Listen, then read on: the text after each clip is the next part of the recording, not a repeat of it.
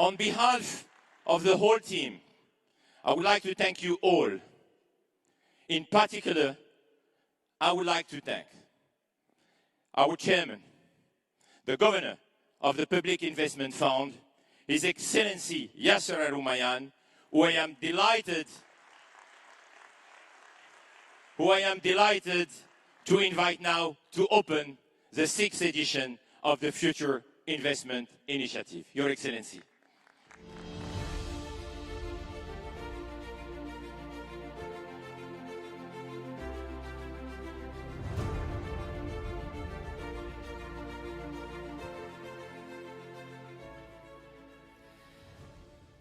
Good morning.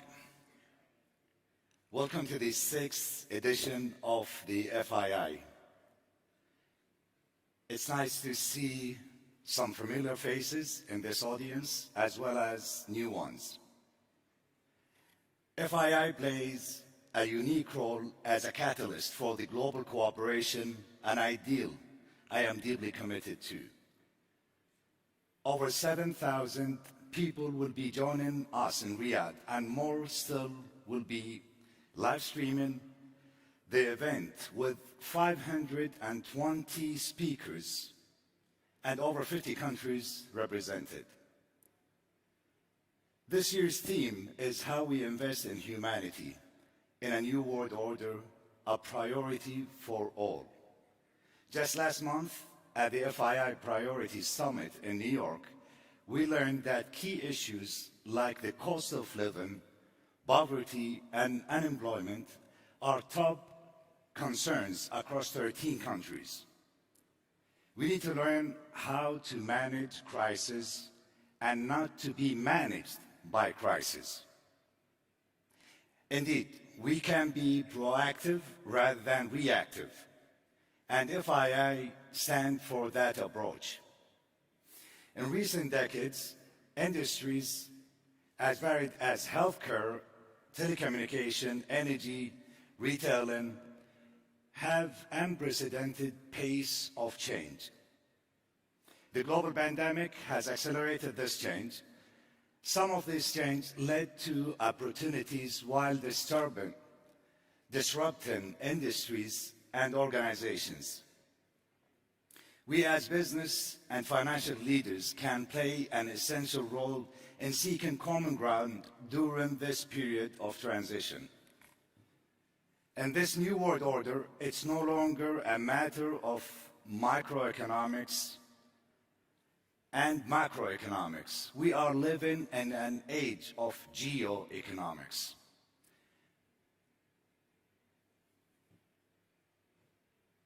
This is the highest inflation rate in 40 years across different jurisdictions, and the highest interest rate in developed world since the global financial crisis.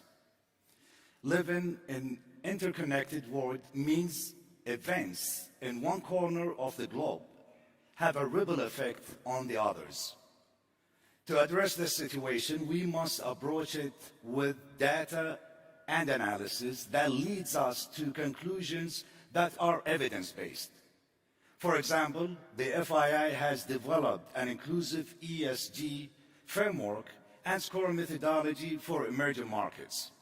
It emphasizes performance in addition to disclosure, so we can measure ESG impact and learn in real time. We can also deal with the global problems like climate change with data-driven approach. Aramco, for instance, is developing a system called Archie, which will be debuted in early next year in 2023. It will make emission level more transparent and traceable from oil field to the consumption. Balancing business objectives with broader social responsibility is not something theoretical. It has to be practical.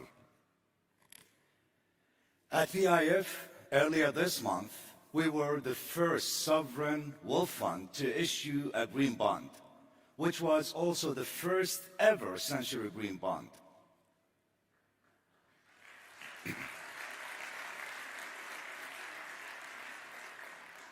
Our voluntary carbon market one of the biggest globally, will today hold the largest ever carbon credit auction. But we cannot do it all alone. As investors and entrepreneurs, we must create quality jobs, not just quantity, and provide educational opportunities for young people in a knowledge-based economy. We must be open to innovation and find new ways of thinking about familiar problems together. The right partnership and alliance will enable us to fulfill our ambitions over the long term. Here in Saudi Arabia, we are creating partnerships between companies that unlock synergies and drive sustainability. And worldwide, our investments are helping drive positive change, as well as positive bottom line. Not just in the next quarter, but the next quarter century and beyond. In this multipolar world, the risks can seem very significant, but I am optimistic these challenges can be overcome if we act as one in a true spirit of partnership. Partnership that I look forward to see happen here at FII. As I said at the opening of my remarks, I firmly believe the new global order will be shaped by the discussions we have, the plans we make here at the FII in the coming days. Thank you all very much.